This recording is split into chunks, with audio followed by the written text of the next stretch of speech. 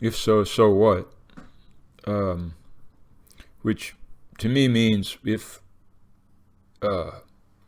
let's say building seven fell down into dust or powder, nothing hit it. What does that matter? Does it matter about the Warren Report? Does it matter that the Beatles came in 2 months after JFK's assassination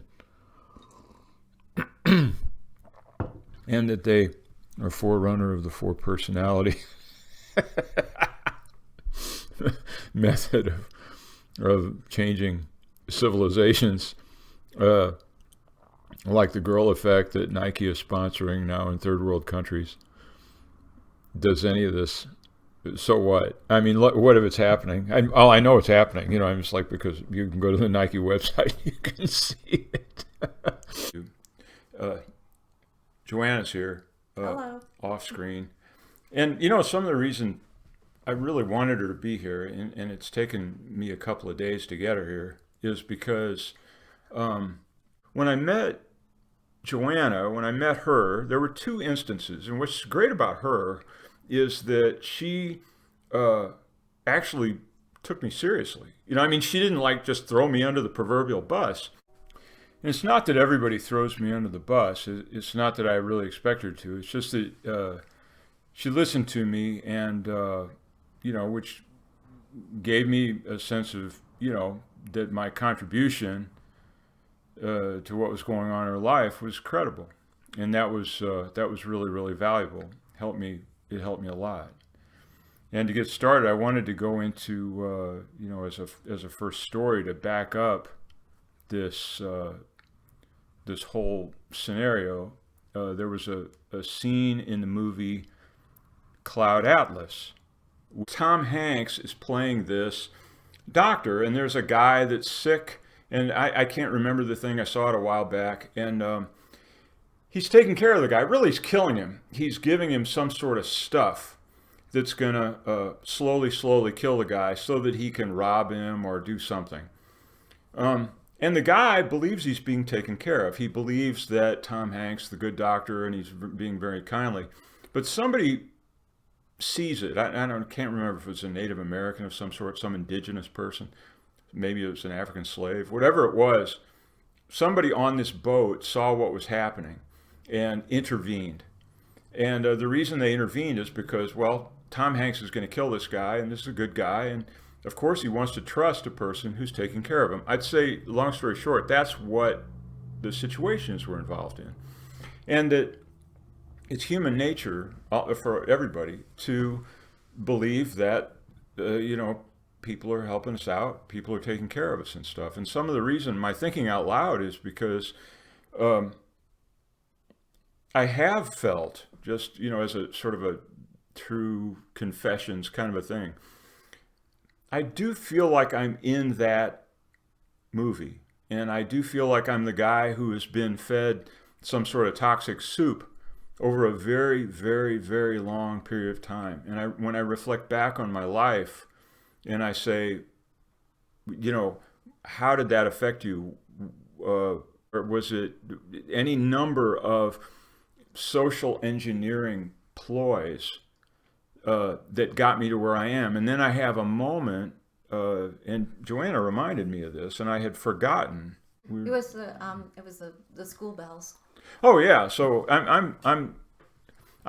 my sister and her son, they're not conspiracy theorists. Or, well, actually, her son, my nephew, is quite the conspiracy theorist. In any case, they were discussing, because they're both school teachers, and they were discussing how they think that the school system actually creates criminals. Now, they're saying that because of incredible frustration of their work in the school system, understanding how administration works and all that kind of stuff. So she told me that, and that was back in 2008 or 9 or something like that. And so I thought to myself, oh my gosh, that's an interesting thought, that the school system would be there to create criminals. So just as a joke, as I used to jokingly, go to parties and say, what about the lizard people? It was just an icebreaker. I don't expect a serious conversation to come out of these things. Well, so I had just gotten on a Facebook. Forget Facebook. That's a whole other topic. But I got on a Facebook, and I shipped out a message to somebody that I knew who was teaching in the Chicago school system. And she had been teaching for a long time. So I said, jokingly, sort of, do you think the school system is trying to make criminals? And she goes, well, I don't know about that. But I do know that the bell system was installed to create, a worker class. In other words, that they would respond to the school bells with the same sort of prompt obedience as they would work whistles or work bells or something like that. In a manufacturing plant. In a manufacturing plant, kind of a thing. Yeah. So, I go, okay, well, that's interesting. So I stuck in the magic search engine, and I just put school bells and work whistles. I think I put something in as stupid as that. And oh my God, I got so much stuff. I got Charlotte Iserbyt, who had been in Reagan's administration in the education department. She's talking about the conspiracy behind education. And then I got Anthony Sutton, and he's talking about how we funded the Nazis and we funded the Soviets, after that. And, so that there was, and and after that, I looked at everything: Charlotte Iserbyt, Anthony Sutton, and then John Taylor Gatto, who had won Teacher of the Year in New York City for several years.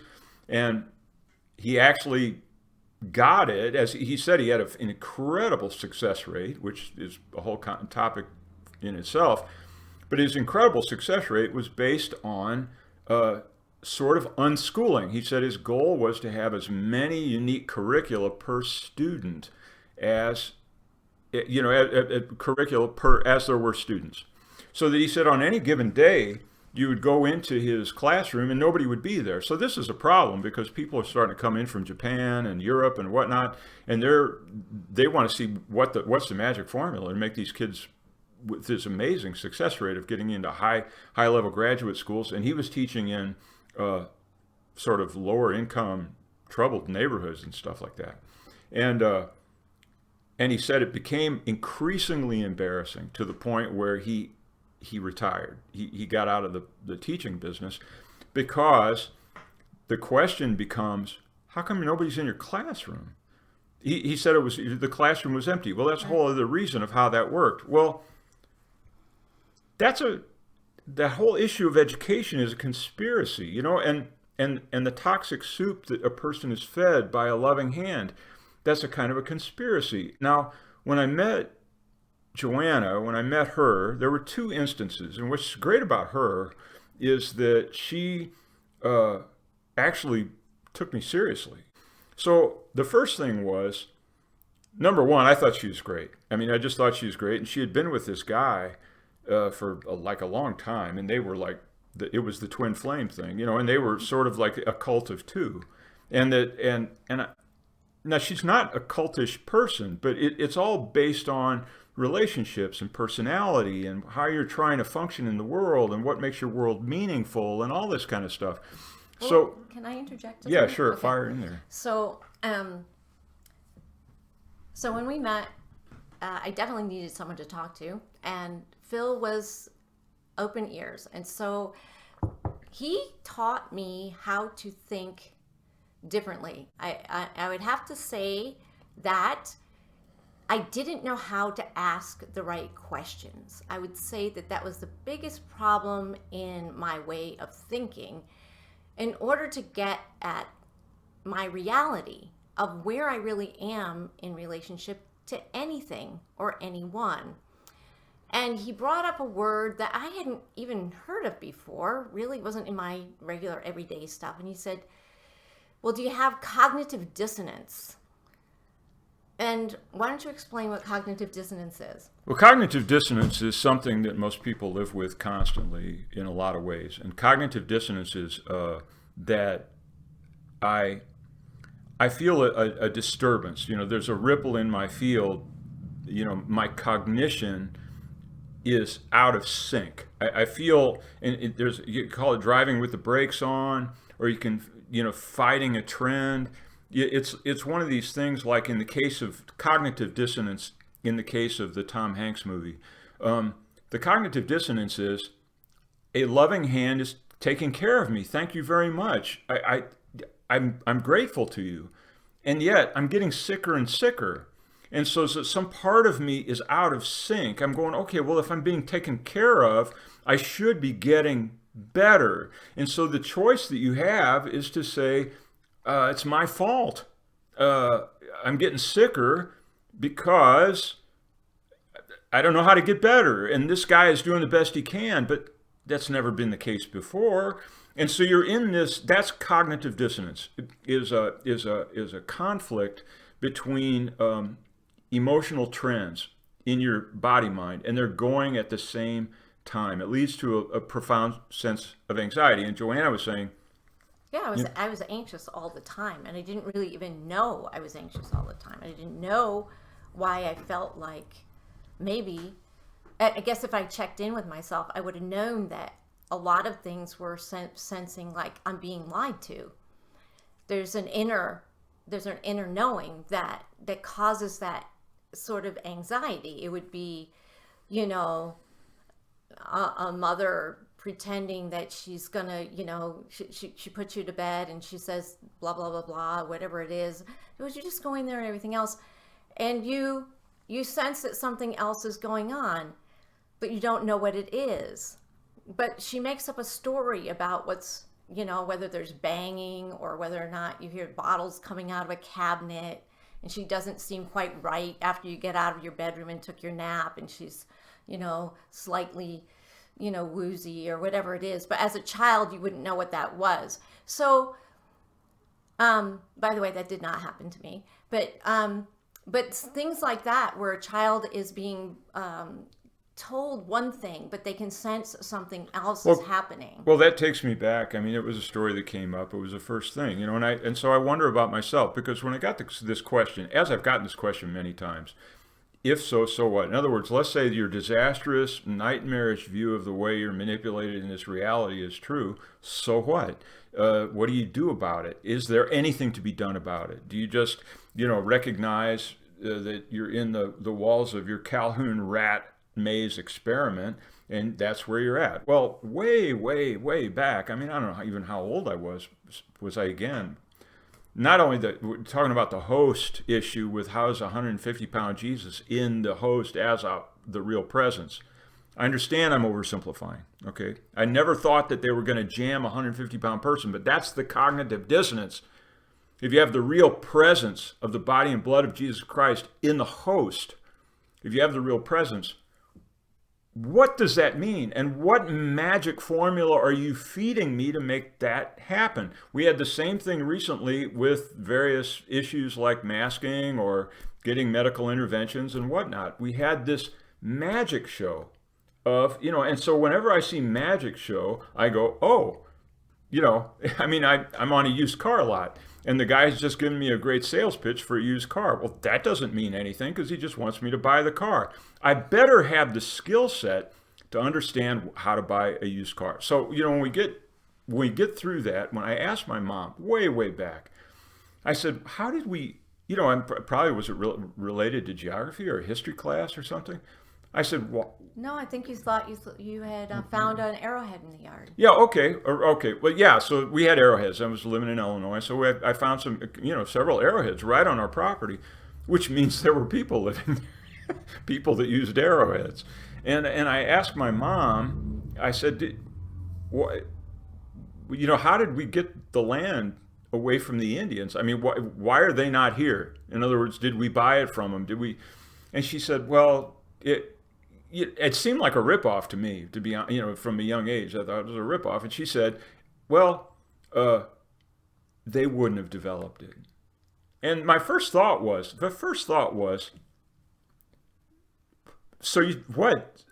so if you don't develop something correctly, that gives you clear license to take it away from somebody else? Like, I don't know what you're doing with your life, so let me manage it? Right. That's the implication. It's a very disturbing implication to get from your mother.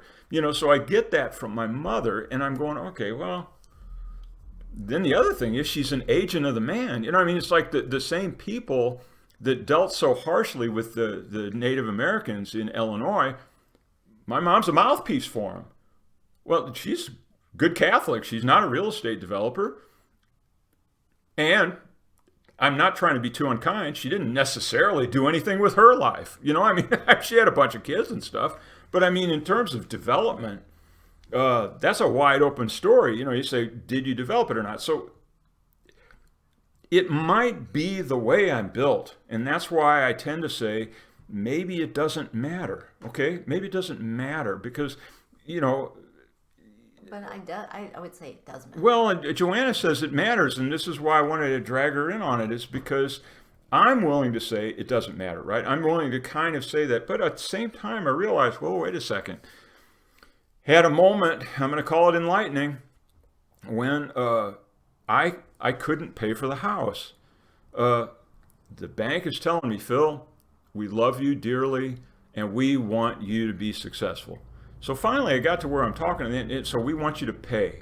We want you to pay, even though the economy collapsed in 2008, and you're way, way out leveraged on this house. You know, you wanted to buy one for $250,000. Instead, they let you get one for $390,000, and that's a whole other stupid story of how we get toxic materials in our brains that make us do stupid stuff.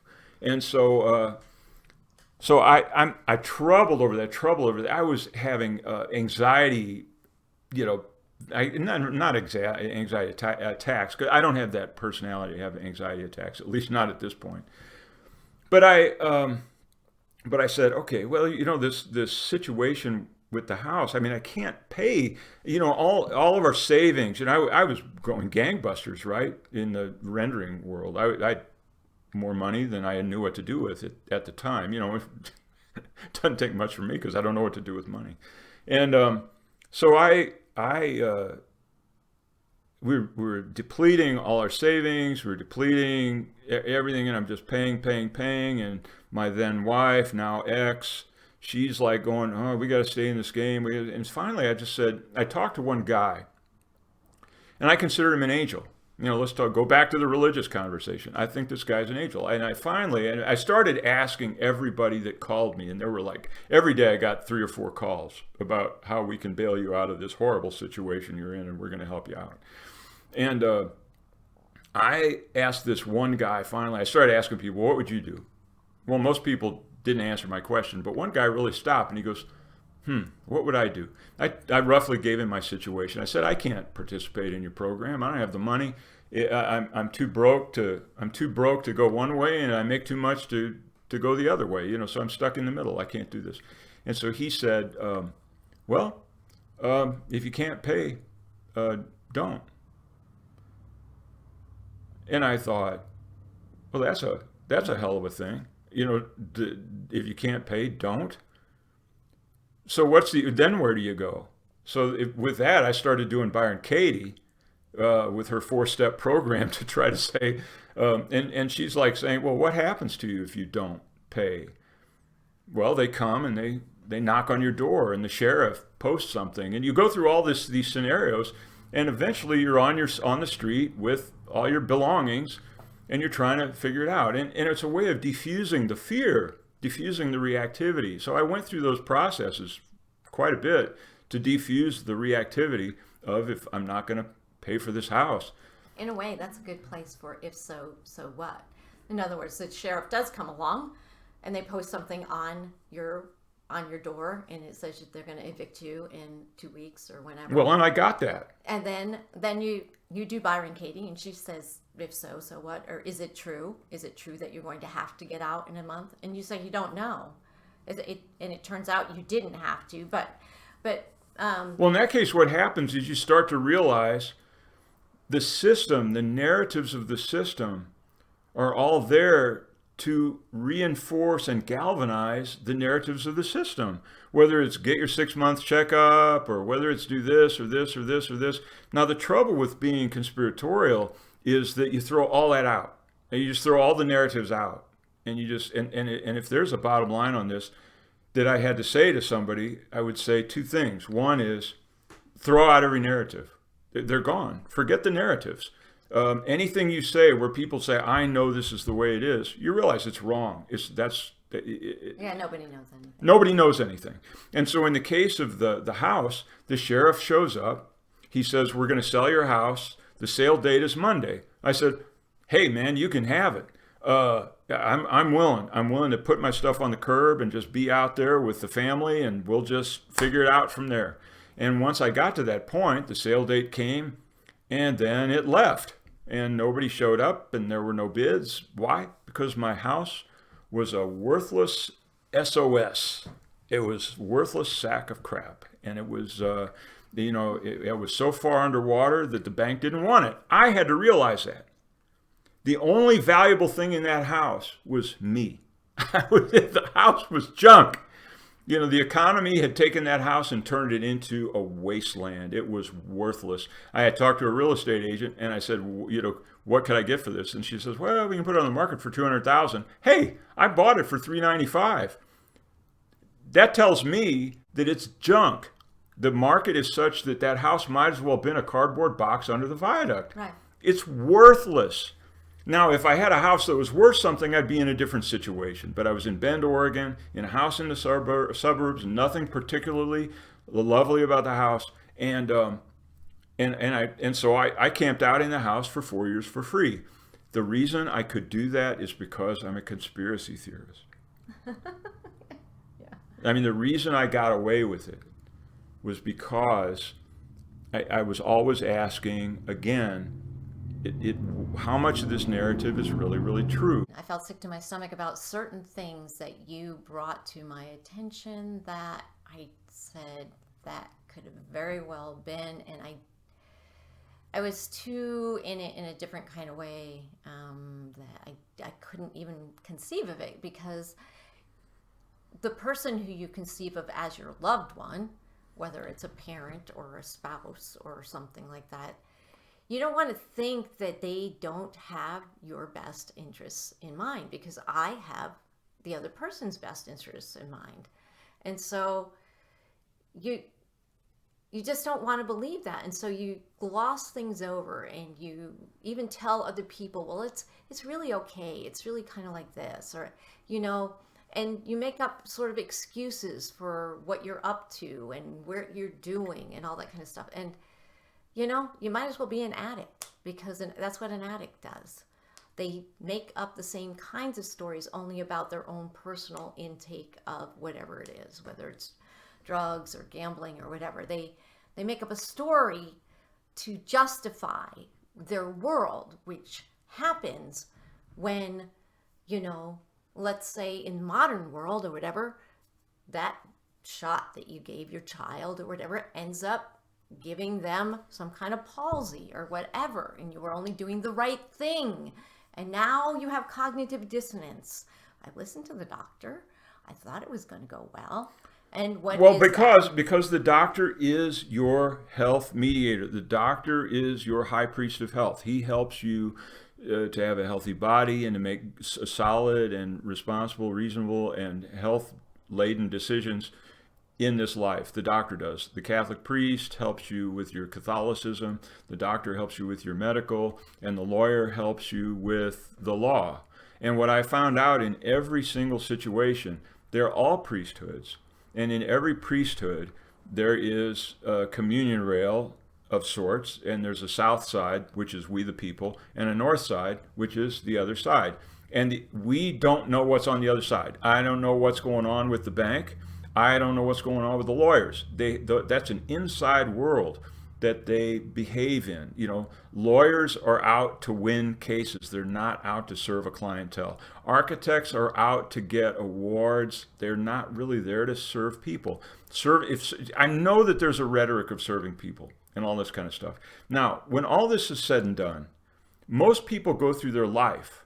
The experience I've had a lot is, we had my second child. We had unassisted home birth. For various reasons, we went through the process of just having him at home. I caught the baby. He was a month premature. but we went through this anyway. We're going to do this and this. And, he so anyway, that was interesting. So he had the baby. And He turned out fine. he turned out great. We fired the midwife before this. 6'4". Yeah, he's humongous. And so, what I had to get over, it was an exciting moment. I don't know if I've gone into this in any of these other tapes, but we read a book one night, went all the way through it. This is my ex back there, and she and I, we complimented each other in terms of the amount of ambiguity we were willing to live with. I will say that, we could live with quite a bit of ambiguity. And so I said, well, what's the worst thing that's happened in your pregnancy so far? And I said, well, that meeting I just had with the midwife. That's what she said. The meeting I had with the midwife. I said, okay, well, she's fired. So I called her up. I said, you're fired. And so now what are we going to do? I don't know. I don't think we should hire one because she's the best. In an enlightened city like Boulder, Colorado, she was the most enlightened of all the enlightened midwives. So I didn't go out and interview 12 more. We just said, let's do it ourselves. So we because we knew vaguely about it, we read this book called Unassisted Home Birth. Read the book. It was, it might as well have been a Stephen King novel.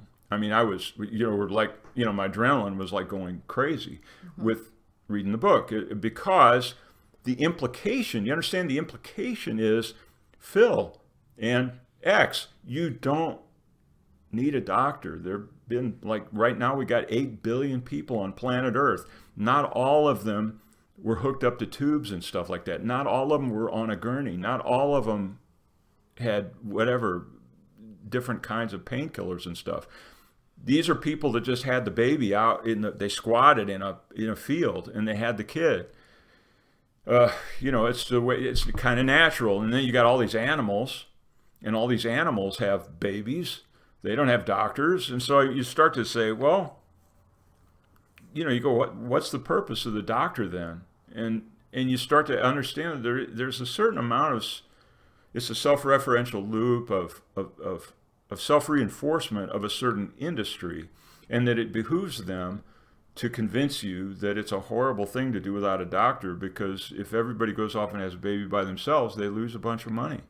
And you don't have all those buildings. It's they also, at this point, they can't keep track of you and give you a social security number right away. Well, that's the other side of it is, and that was actually the most difficult part of this, was convincing somebody that we actually had the baby. The witness of the parents wasn't good enough.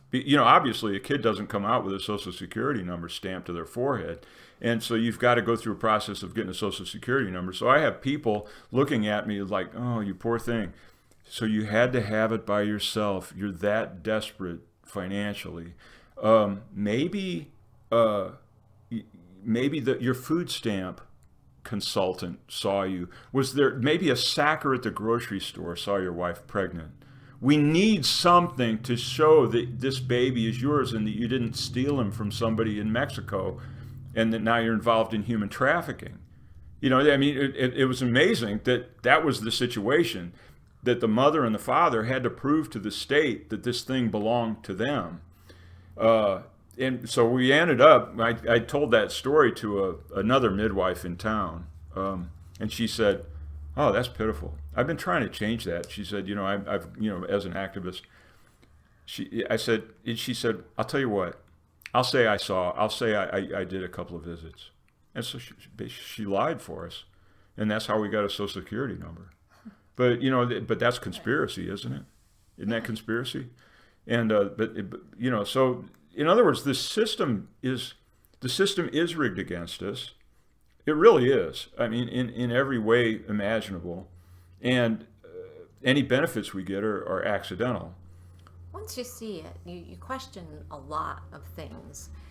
That doesn't mean that we're unhappy or that we're anxious. In fact, I would say that in a lot of ways I have less fear, because I feel like I know some of the inside potentialities that could be coming down, not just for us personally, but for humanity as a whole, that a lot of people wouldn't even have thought about. So it prepares your mind for potentialities that could be trying to thwart the best interests not only of you, your family, maybe your hometown, certain things that are being put in place that are not good for community, not good for families, not good for just humans developing into a brighter, lighter spiritual person.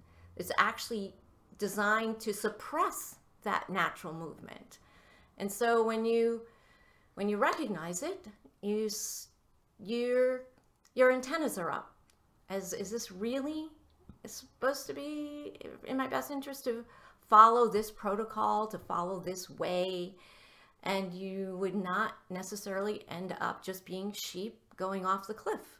That's what I think. I mean, personally, I think it's a good way to think about the world. And people think, I know that a lot of people think that, you're just negative or something. Yeah, no, they say, how can you live with yourself? It's so depressing, such a depressing worldview. No, but I don't. And like in the Tom Hanks movie, if you don't question, like, I'm getting sicker, society's getting sicker, these things are happening, why are they happening? How come Sierra Club can't save one lousy tree? Why can't Sierra Club save a tree? And how come Campaign for Tibet can only get money and send it to the Tibetans? And not one Tibetan has been restored to Tibet. What is it about these organizations that are all located in Washington, D.C.? And so what? Well, so what is also, if you could bring it a full scale back to the spiritual aspect, is that if people understand that there is the great deceiver who is really the prince of this world, and Jesus said, I am not of this world, and you recognize that the sleight of hand, the movement of illusion around, in our media and all so many things, the sleight of hand is constantly being used to manipulate my inner workings, my outer workings, and things like that. Then you can stop yourself from just falling in line for the next greatest toy or the next greatest idea. You can actually say, I don't need to participate in that particular thing. Maybe that isn't good for me or for my family or whatever. Maybe it's not even good for all of humanity. Maybe it's best if I don't do what everyone says I'm supposed to do. Non-participation. Yeah. And like, what's his name? Rupert Sheldrake has this, I think it's Rupert Sheldrake, it talks about, is he the one that did the 100th monkey thing or whatever? Apparently that's bogus. Talk about conspiracy theory, that there was no 100th monkey. There wasn't a monkey that broke a coconut in a certain way, and then all these other monkeys broke the coconut in a certain way, and they were separated by vast distances.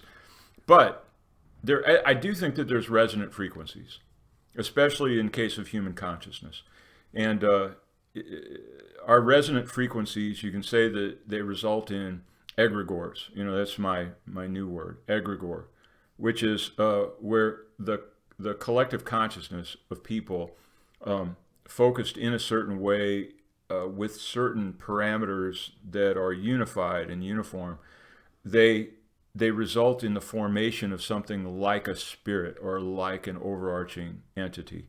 So that, let's say the Catholic Church would have, the traditional Catholic Church would have an egregore. The United States, as patriotism and all this other stuff, would have an egregore. And so the methodology, if someone wants to destroy an egregore, which is a kind of an overarching spirit of collective consciousness. Yeah. Jung talks about it. Jung talks about he doesn't call it an egregore, but he thinks the devil is a collectivity of people that have the idea of a devil in a certain way. And so, and I'm not going to say about whether the devil exists or not. I'm going to get into that. That's a whole other issue. But I will say that I believe that there is the collective mind that leads to an egregore, and that it's valid and useful for a person to push back against the control mechanism that we've been a part of for a long time. I mean, maybe forever. And I guess what's my bottom line on it? I just keep on going on and on with what I think about these things. But I'd say, in the end, what I've decided for myself is that there really isn't a spiritual enlightenment unless you first have a sort of an understanding of the way the mind works and consciousness and what we're really involved in. So, in other words, let's say I'm in some sort of a bubble of a certain La La Land kind of a bubble. Let's say I'm living in Bend, Oregon, and I believe in let's say fairies and elves and all this other stuff that's happening. It's just rainbows and unicorns or whatever it is that I've got going. Some reality that doesn't have any substance. I believe you can achieve enlightenment in that realm, but I think that bubble will pop up against the edges of that thing. And if it's a true enlightenment, it will pierce that bubble. It has to pierce that bubble, which feels then like, you've just entered a realm of conspiracy theory. In other words, you become disillusioned, you lose faith in systems, and you lose faith in people, and all of that's a necessary disillusionment in order to just get some honesty, to figure out what you are as a created being, apart from these various contexts that we are given. Right. As they're constructs. The contexts have been constructed for us, and I think that there's a certain responsibility for every human being to understand who they are separate from those contexts, and to recognize that if they do find their identity within any of those contexts, whether it's the medical system or the legal system, or for me, building and construction, or the educational system. And I believe in the educational system. I believe in the medical system, and that we're going to clean it up from inside. Well, I'd say that those are all egregores, and that I can only become enlightened by bursting through any of those given contexts, because all of them are rigged, every single one of them. Right. And I just want to get back to faith formation, and that even though, as a person might go through something where they're either devastated or they find out things, the disillusionment that comes upon a person personally. For me, faith formation becomes very, very personal. It's not tied to the church per se. It's not tied to someone else's idea of, the deity who I rely on, which is Jesus. It is a very personal faith formation. And I know that it is mine because it works personally in my life, regardless of whether or not the church ends up being there. I still have it. It's mine. So I'm not as devastated then if for some reason the Catholic Church has to go away. It's a problem in my mind at first, but I recognize, no, they can't take that piece away from me. Because the structure goes away, I still have the faith. It's still mine. You have to kill me to get rid of it, and even then you can't, because I consider that there's an eternal life, so you can't get rid of it.